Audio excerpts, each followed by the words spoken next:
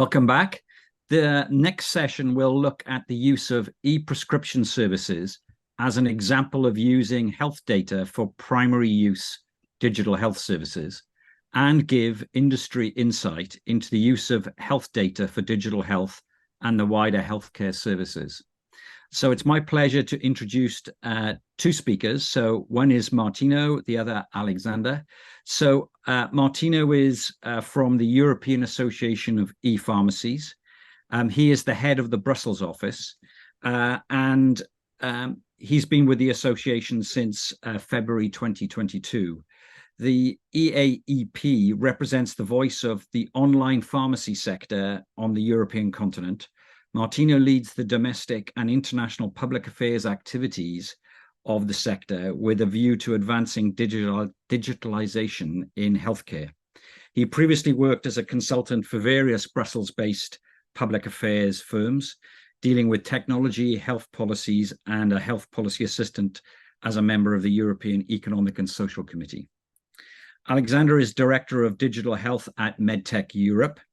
As the Director of Digital Health at MedTech Europe since October 2022, he oversees all activities related to digital regulations impacting the medical technology sector. The primary areas of focus include artificial intelligence, data management and governance, the European health data space, and cybersecurity. Before joining MedTech Europe, he was employed by the Belgian Technology Association and actively participated in multiple other European associations. He's held a number of business unit manager and product manager and medical advisor positions in both the medical technology and pharmaceutical industries. He holds degrees in biomedical sciences, medical imaging, and management in healthcare. So we're in very capable hands for the next session. So Martino, over to you. Yes, hello Bleddyn, hello everyone, and glad to be part of this fifth edition of the summit. I will share my screen as I have a few slides which I wanted to share with you. Just a second. Should be this one as well.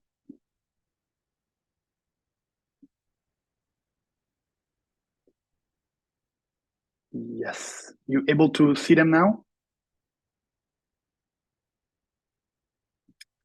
Are you able to see the slides? Yeah, perfect. Perfect, thank you. So the aim of today is with these slides for me to really give you a bit of an overview and takeaways around the online pharmacy sector. So who we are, what we do, and of course looking a bit of the around the challenges and opportunities of the sector, with a focus indeed, as you said, Bleddyn, on electronic prescription and primary use of health data, which is at the basis of what we do on a daily basis as online pharmacies. We'll also look at the major file ongoing in the European Union level, the European health data space, which will bring about major changes in this domain and is perhaps relevant for this discussion as well. And of course, feel free to interrupt me at any time for questions or if you have any remarks. So prior to briefly talking about the sector and the opportunities and challenges, I really wanted to address this question. So why online pharmacies, so that we are all up to speed with what an online pharmacy is and why it's relevant nowadays to talk about this innovative healthcare provider business model. So put in a nutshell who we are and what we do for millions of patients in Europe, more than 50 million patients now. We are fully fledged pharmacies, registered pharmacies, which provide patients with digital health services of any kind, also on a cross-border basis in all EU member states, but also in the European Economic Area, and including UK, Switzerland, Norway, and so on. So what you have to imagine is not just the delivery of medication, whether it's over-the-counter medication or prescription medicine as well, but it's also online consultation services where our experts and our pharmacists really engage on a bilateral level with the patient through the laptop, so online, but also medicine taking management service, interaction checks on medication, and everything that is really based on health data available to the pharmacies. So in practice, the online pharmacy has digitalized the classical idea that we have for the brick and mortar pharmacy, acting between and at the crossroad between healthcare, digitalization, and sustainability, of course. At the same time, we have the same legislation and regulation and the high standards that, of course, are set for brick and mortar traditional pharmacies. So there is really no difference there. So to summarize it, what we aim to do is to use really digital solutions that are existing and new upcoming digital solution and data to help the individual, to help people get the best possible health outcome out of this access to digital health. More specifically, when looking at the DNA of innovative healthcare providers, such as online pharmacies, we can see three key pillars: availability, accessibility, and affordability of medication. Accessibility, of course, when you think of a large online pharmacy, we have a broader inventory. And because we have this broader inventory, we provide easier access to patient via our platform online or by our website to easily order medication from home or at work, which is delivered usually either on the same day or in the next 24 to 40 hours as well, depending on where you are located in the country. This, of course, is true for over-the-counter medication, is true in some countries for prescription medication, but it's also true for beauty and personal care products and any other product that you can usually find in a pharmacy. And of course, this is particularly relevant if you imagine a patient that has chronic diseases that needs medication on a recurring basis, or if you look at patients that live in rural areas or with mobility issues as well. So this kind of accessibility element is very much important to different categories of patients. Of course, the availability element is also very much relevant. As I said earlier, broader inventory because of the very nature of the business model that we have. It's an e-commerce, so we have larger amount of medication available, which usually provide the patients with larger possibilities of medicine and a greater choice of products as well. Affordability, last but not least, as I said, because of the business model that we have, we managed to gain increased level of affordability compared to the traditional brick and mortar pharmacy by really leveraging economies of scale and leveraging the large amount of medication that we can deal with on a daily basis. So this is the DNA of the pharmacies that are registered pharmacies operating online. When we look at the key aspects of the day-to-day activities, I think this slide provides you with a key overview. It's really, the focus for us is really on primary use of health data. We'll talk in a second about electronic prescription, electronic health records. What is key to say, I think, is that for all pharmacies operating online, access to patients' health data is the bread and butter in order to operate. It's really the essential point in order really to deliver the healthcare support that the patient can request to us via our platform. So this means making sure that the patient receive the right medication. For instance, from us, we run and we carry out interaction checks every time a certain patient tries to order a medication to make sure that the medication will not jeopardize the health of the patient. And for this, we need access to patient's history that needs to be, of course, accessible online in electronic format. So the focus in this sense is, as we said, on primary use of health data. Which kind of data? First of all, electronic prescription, because this is what enables the patient to go on our platform and easily communicate this data, communicate this file electronically, and order medication. Again, in this case, with a focus on prescription medicine, where this is possible. We'll see in the next slide that is possible in many countries. And it's very relevant for, as I said earlier, many categories of patients which not easily can access a community pharmacy in a city center of a certain city. Another key data set is, of course, the electronic health records, or anyways, any kind of national medication plans or database that we as healthcare providers, as pharmacies, need to have access to in order to provide the support to the patient. So these are, I would say, the key data sets that we need access to. In this context, some online pharmacies operate on a cross-border basis, as you see all these arrows on the map. Not everyone, but some online pharmacies don't operate only in their country of establishment, so where they are based. And a key aspect for us when operating, I would say, on a cross-border basis is the compliance with the two principles that you see on the second point on the slide, which is the principle country of origin and country of destination. So this means that we can only operate by being in full compliance with both the rules of the country where the online pharmacy is operating, and also of the rules established by the authorities of the country where the patient order the medication. So you can imagine the huge amount of bureaucracy and, of course, the huge amount of rules that need to be respected when a pharmacist operates online. Again, country of destination and country of establishment. At the same time, all the medication are, of course, in line with the standards set by the country of the patient, and are the same that you can find in a classical brick and mortar pharmacy. The common denominator of all of these, I would say, activities on a cross-border basis that we'll see better in a second in the next slide is the EU common logo, so the European Union common logo. This is an instrument that the European Commission put forward in recent years, and it helps healthcare provider managing very confidential data as health data of the patient, helps managing this data, and helps the patient to understand which website, which online pharmacy is a legitimate and legally operating online pharmacy. So it really vouches for the authenticity of the website where the patient can end up online. I would conclude this slide by just saying that, making, especially in the society where we live nowadays, where patients and citizens travel across border for work, family, or travel reasons, it's important that we maintain the possibility for the patient to access digitally their healthcare, regardless of where they are or where they live or where they are going. And of course, there is an opportunity, as we will see later, through existing legislative files to really ensure this freedom of choice that the patients must have in order to access their healthcare. So going more in depth, here is a state of play of what patients can have access to in terms of medication via online domains, via online pharmacies, and what kind of data they can share when doing so.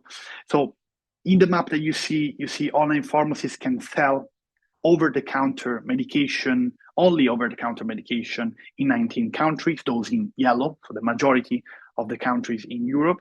Whereas in green, you see the countries where online pharmacies can sell over-the-counter, but also prescription medicine. And you can see it's really developing this map. The last one to be added was Lithuania. We have Germany, Portugal, Netherlands, UK, Norway, Denmark, and so on and so forth. So there are still some regulatory barriers, as you can imagine, on the day-to-day, especially when operating across border, preventing this free choice of pharmacy for patients, whether using digital channels or whether to go to a brick-and-mortar pharmacy, so offline channel. And of course, in all the countries that you see in the map in yellow, patients can't really access their prescription easily from home by sharing their electronic prescription. As in most of these countries, electronic prescription is still there. However, as I said earlier, there is an opportunity at EU level with two key files to change this framework, and we are currently working on this. One is the European health data space, specifically looking at digital health and at health data.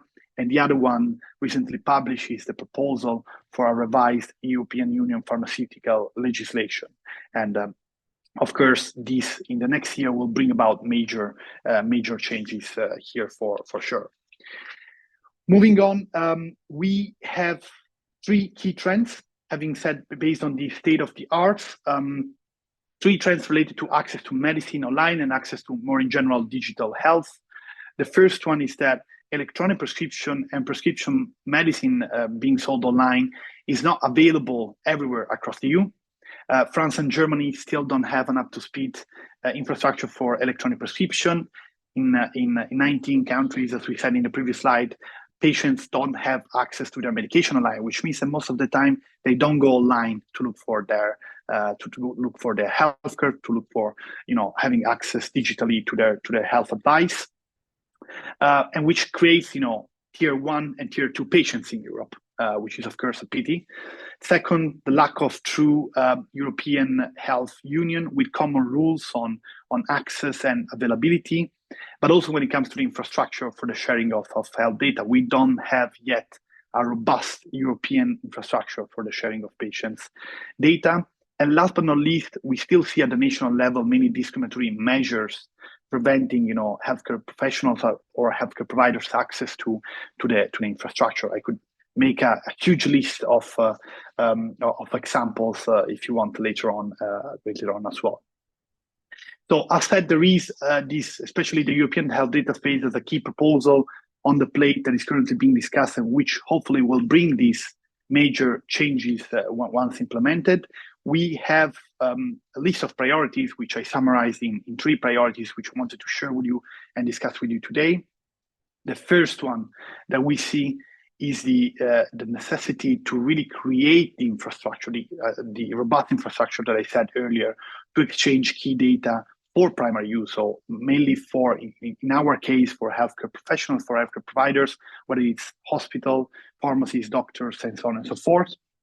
Hopefully, this will become mandatory with the European health data space in 2025 or 2026, and which will mean that finally pharmacies will have access everywhere to the patient's health data, also when operating across border.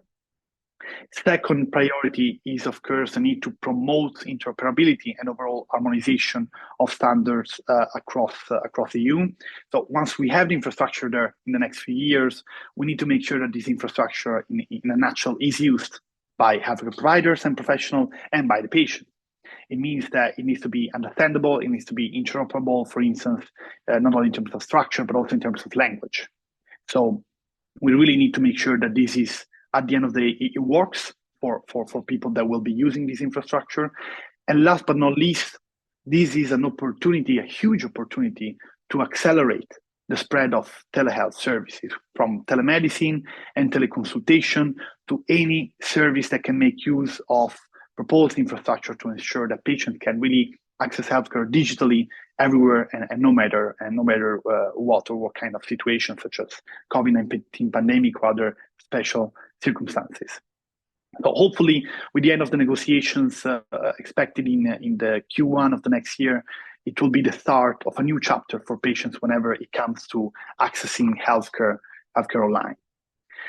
What we know so far is that in many countries, from our surveys, in many countries, patients and citizens would want to at least have the option to access their health increasingly online compared to past years, whether it's medication, whether it's health advice, medicine, or through any other kind of support that a pharmacist or a doctor can provide you via a laptop.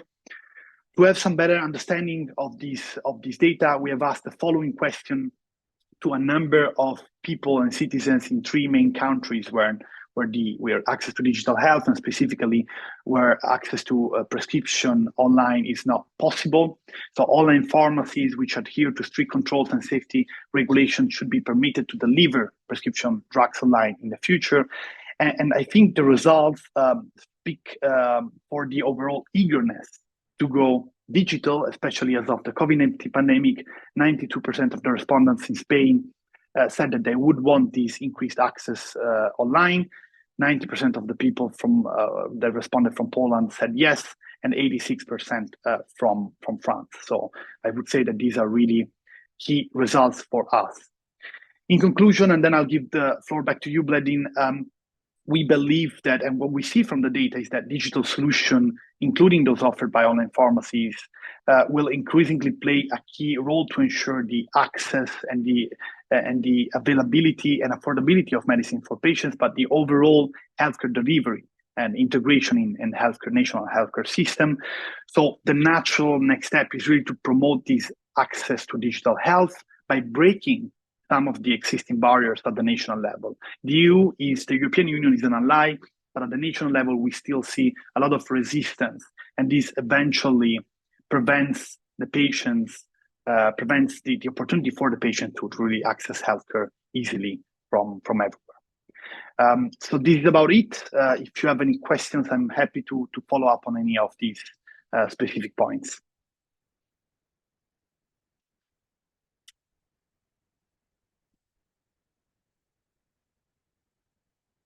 I think you're on mute, Bleddyn, so we can't really hear you. Sorry, I was going to say people can have taken a quick photograph of your email address, but we'll put that in the chat so people can contact you, because you've Thanks. quite a few questions. So over to Alexander as I lose my voice. Spare your voice, it's going to be a long day for you, so happy to take over. There we go. Share it. Presentation mode. Hope that's fine. Yeah. So thank you very much for the invitation. I'm always happy to speak about health data, as it is one of my true passions. And I'm speaking on behalf of MedTech Europe, and MedTech Europe is actually the largest European trade association when it comes to medical technologies. And we represent two types of members, being first of all the corporate members, and secondly we have national associations or trade associations. Within these corporate associations, we have three divisions, and the first one is the normal medical devices. So I think most of the people here will have an idea, but just to give an example, it can be a pacemaker, for example. We have in vitro diagnostic systems as well, so everything that has to do with laboratory systems. And the third division, that's the one that I'm responsible for, and the youngest of digital health within MedTech Europe. So this is more or less the companies that we represent. In total, 150 corporate members and 50 national associations, all active in the fields of the three pillars, as I just came to mention. Now, within the department of the Digital Health Committee at MedTech Europe, we have analyzed where we are today and where we are heading, and what the potential is going to be if this is all being done. And one of the topics today, the European health data space and data governance, is one of the fundamental points that we need to discuss. So if we take stock of today, for example, and we look at the state of play, we can see that companies, they have digital health portfolios, they have health data, as hospitals do, and we have sectoral legislation that regulates our products and solutions today in the market, and that's the medical devices regulation and the in vitro diagnostic regulation, or short the MDR and the IVDR, as we all like acronyms, I suppose, and I'm no different there. The question we asked ourselves is, okay, what do we really need to embark on this journey of digital health and to really leverage that potential? And all in all, if we summarize it well, what we need is actually a well-balanced regulatory and policy framework that coheres well with our existing sectoral legislation, and that empowers the health data and our digital health portfolios. And one way is that we need these comprehensive pathways for funding and reimbursement, really to get access to the market. And another point, and I'll go a little bit more in detail there later when we talk about health data as a general point, but we are adding fundamental value to each megabyte that we are producing in the medical world, being it on the side from the hospital, being it healthcare providers, or the E-Pharmacies, as my speaking colleague. We are adding a lot of value to all of these megabytes, and we need to protect that. And therefore, we need good cybersecurity measures, and at the same time, pragmatic privacy measures. Of course, we are in a field that's very active when it comes to innovation. So therefore, we need high quality data from real world evidence to really unlock all of that in the digital health sphere. And of course, the healthcare sector is a very delicate ecosystem, and their trust, literacy, and skills of the citizens, healthcare providers, and patients are of the absolute most crucial point, really to unlock that potential of digital health. If people really can use and leverage that, then we can arrive at its full potential. If this is not the case, then the most beautiful innovations can be built, but we will never experience its true potential. Now, if this is all the case, then we are quite optimistic, and that the digital health potential is actually exponential when you use it appropriately, sustainably, and fairly across the board. So this is more or less the narrative that we have built when it comes to digital health. In my committee and department, we not only do health data, but we do consider artificial intelligence, cybersecurity, market access, and so on. And this is clearly seen here in the slide. If we zoom into health data and we take stock of that situation there, we can see clearly some challenges, but a lot of opportunities there. And this particular image we took from the European Commission, and you can see there's quite a lot of missing links there that will be addressed by the European health data space. And when it comes to primary use or secondary use, but you can clearly see there is data being produced at many points in the value chain, and they need to be transferred from one party to the other. And whether it's primary use or secondary use, as I just came to mention, but you can see clearly that the links are all broken for now, or difficultly accessed. So the European health data space has some work to do, and it's quite ambitious in doing so. And this is how we, as an industry, look at it. So why do we care? Can be a question as a MedTech industry, and actually we are an integral part of this data ecosystem, and we will be directly impacted by the European health data space for the simple fact that the healthcare industry accounts for 30% of the data volume generated globally. And it's unfortunate to say, but 97% of that data produced by hospitals remain unused. So clearly there's a lot to be done. And therefore, the benefits of the European health data space is if we can provide that access to the electronic health data for all parties. It will increase the medical research and development as well, and enhance interoperability. And it can be the true single market for digital health as well.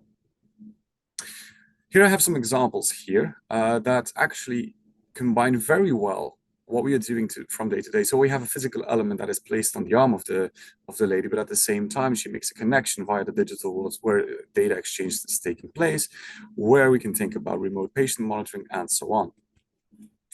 We have smart technologies as well surrounding the patients across the board in a hospital that collects data and so on. So there's many things that we can do. Of course, when considering the European health data space, we need to have a closer look at some of the framework elements that are there. And if we embark on such an important journey, we all need to agree very well on what we define as what. Therefore, we need clear terms and conditions, definitions, and a harmonized implementation across the European member states. The ambition is really to have this European health data space, and we don't want to end up with 27 local data space. That's the power of the European health data space, that it stays on that level. Of course, as I mentioned, we have our sectoral legislation already in place, so we have that, but it needs to complement other laws and take into account those other laws that are being produced as we speak. And I give an example, like it can be the Artificial Intelligence Act, for example, or it can be the existing ones. But besides the MDR and IVDR, we have the GDPR, so the one that's considering data privacy. So that as well, because we have such an ambitious act for us, we need to consider very well that the consistency and the interaction that it has with these other laws. Access to data for secondary use is, of course, of the utmost importance. Data quality will determine very hardly, or very importantly, what comes out of any other exotic or less exotic solution that our industry can come up with. And therefore, it's really important that this data is of a very qualitative level.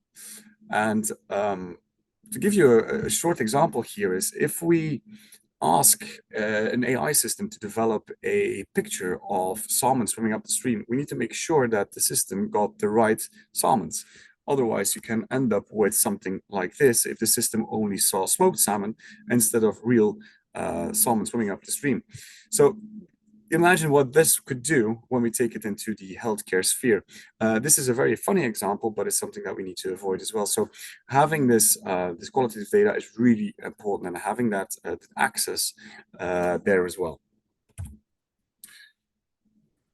Data will unlock a lot of new innovations, product solutions, and so on. And of course, if we want to have a well-executed European health data space, we have to guarantee that legal rights are respected, and that the trade secrets and intellectual property is implemented as best as possible throughout Europe. And finally, what we see as an industry is strong stakeholder inclusion as well.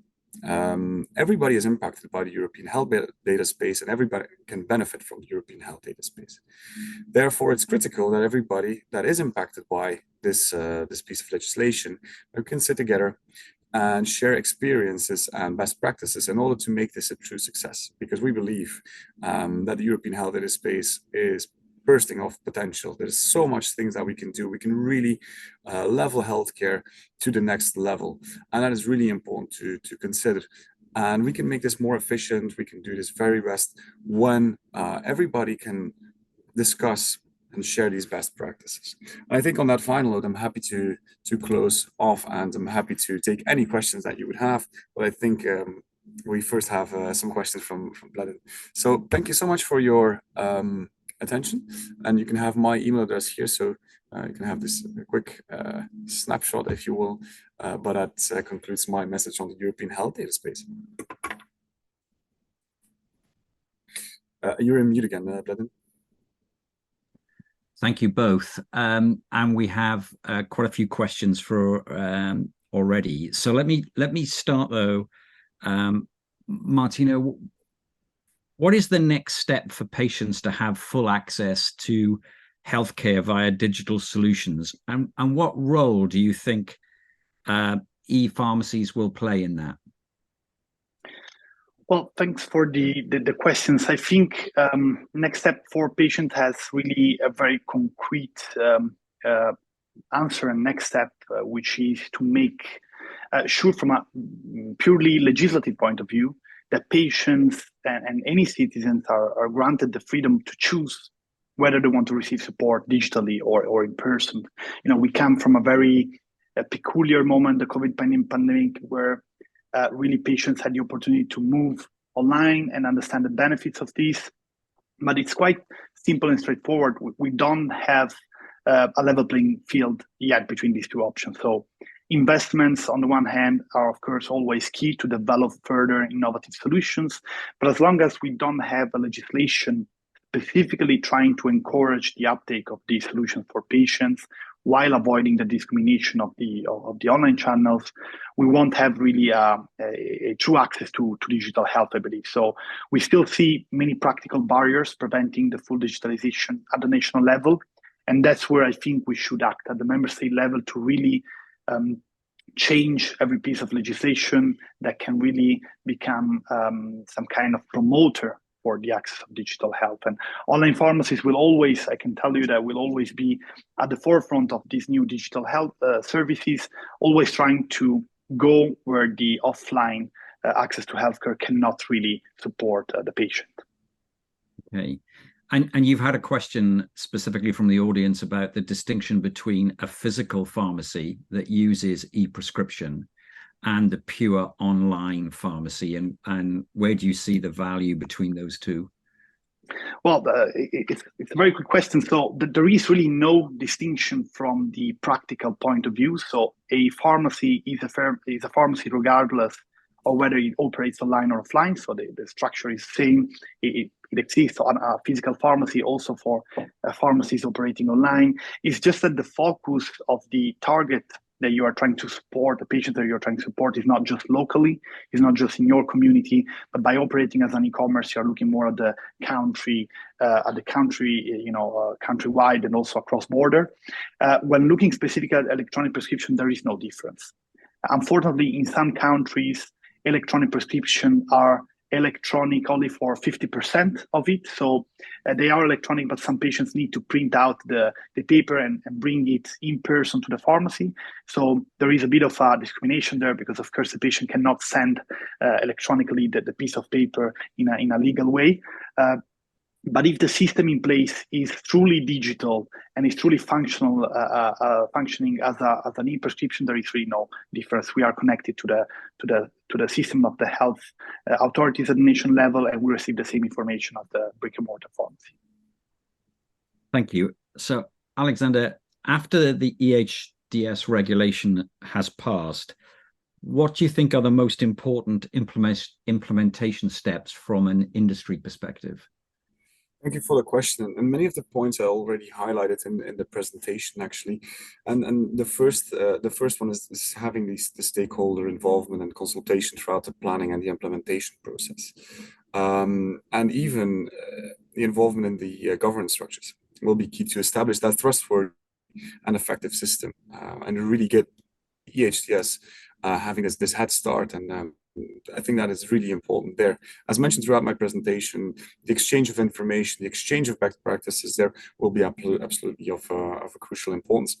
At the same time, another point that I highlighted is this harmonized approach in the EU for the EHDS. I think we don't benefit from a fragmentation among the member states when this is going to be implemented. We really benefit with one strong data space where we can really leverage that data sharing, cross-border data sharing, and not only for research purposes, but as well for the primary use of the patient at the same time. I think we have very pragmatic examples there. Patients and the citizens do tend to travel, so that's another important issue, that diseases and therapy doesn't stop at the border. And then finally, there will be this translation phase, of course, of the final text into these concrete actions, and then we will need to look into the interaction of that final text with these already existing files or pieces of legislation, excuse me, on MDR, IVDR, GDPR, and the ones that will be developed. And another great example there is the Data Act and the Cybersecurity Act, for example, how they will interact and what the impact will be when this is there. And I think that the final message there is to then look, okay, how can we move this forward and turn this into an opportunity for all? I think that are the next steps to be taken. So I think there's a challenging question that we've been asked, which is, where do we take our optimism for EHDS moving forward? And there are references to that the two largest economies in the European Union are not really aligned on their vision, as demonstrated in the past by the French-German GAIX. I'm not sure I necessarily agree with that, but I mean, we know that EHDS has been involved in quite a bit of controversy recently, if only on opt-in, opt-out. Looking ahead, what do we think are the key, picking up your point, Alexander, about actually EHDS succeeding? What has to happen, do we think, in order for EHDS to be the roaring success that I'm sure most of us would like to see it be?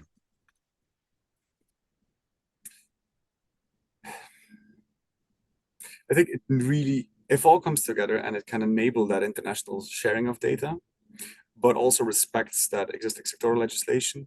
And I sound like a broken record here, but I think those will be crucial. Yeah, Martino?